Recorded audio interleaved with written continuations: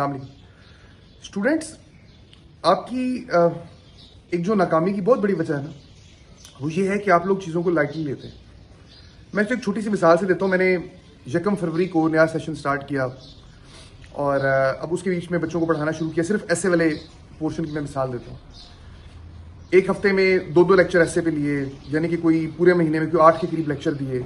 सिर्फ आउटलाइन के ऊपर मैंने बात की कि आउटलाइन कैसे बनता है। और जब मैं पढ़ा रहा होता हूँ तो बड़ा एक तो जोर से और क्लियरली और ऊंची आवाज में और अपनी तरफ से क्लैरिटी के साथ चीजें बयान करता हूँ। आउटलाइन के हवाले से जो 2-3 चीजें मैं बताता हूँ बिल्कुल इब्तदाई, वो ये है कि जब आपने मेन पॉइंट उसका देना है, आउटलाइन में जैसे मेन पॉइंट और सब पॉइंट्स है तो वो मार्कर से देना है, और जो दूसरे सब पॉइंट्स होंगे वो पेन से होंगे।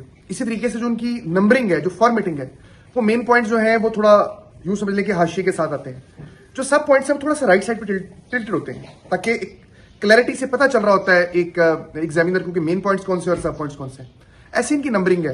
एक की नंबरिंग जो सब पॉइंट्स की वो रोमन गिनती में होती है और जो दूसरे हैं उनकी जो आम अंग्रेजी वाली गिनती है उसमें होती है। ऐसे सारी बात मैं बच्चों को कई दफा बताई और कई दफा उनके साथ आउटलाइंस बनी हुई शेयर की। अभी टेस्ट लिया बच्चों का। अब मैं कोशिश करूंगा कि मेरी टीम आपको वो टेस्टों की शक्ल दिखा सके, और इससे ज्यादा अफसोसनाक चीज कोई नहीं है कि इतनी डिटेल में इतने महीना पूरा एक पढ़ने के बाद भी कुछ बच्चों की जो इवन फॉर्मेटिंग है वो बुनियादी तरीन गलतियों से भरी पड़ी है। मतलब ना मार्कर का यूज हुआ है, ना प्रॉपर नंबरिंग हुई है, ना जिस जगह के ऊपर उनकी अलाइनमेंट और फॉर्मेटिंग का बताया गया है वैसे वो। और ये सिर्फ एक वजह से क्या आप चीजों को ना लाइटली लेते, खैर है कुछ नहीं होता। ये जो खैर है और कुछ नहीं होता वाला जो हिसाब किताब है ना, ये जिंदगी में आपको बढ़ने नहीं देगा आगे। या ये कहना कि यार मुझे पता है मैं इम्तिहान में ऐसे कर लूंगा, इट विल नेवर हैपन।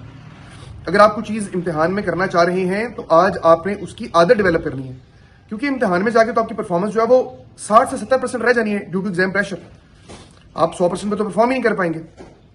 तो अगर आप ये जो डेज हैं, जो पहले वाले प्रिपरेशन वाले डेज हैं, इनके अंदर ही गंदा परफॉर्म कर रहे हैं, इम्तिहान में मुझसे कैसे होगा।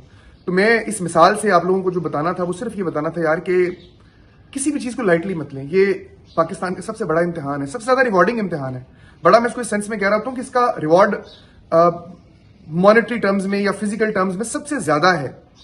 मतलब बाकी कोई भी इम्तिहान पास करेंगे आप, अगर मेडिकल का इम्तिहान पास कर रहे हैं, डॉक्टर बनने के लिए कॉलेज में दाखिला ले लेते हैं, तो आपने वहां पे जाके पढ़ना है, मेडिकल करना है, फिर उसके बाद जॉब मिलनी है, वो एक मेहनत है, फिर स्पेशलाइजेशन है, वो एक मेहनत है। यहाँ ऐसा नहीं है।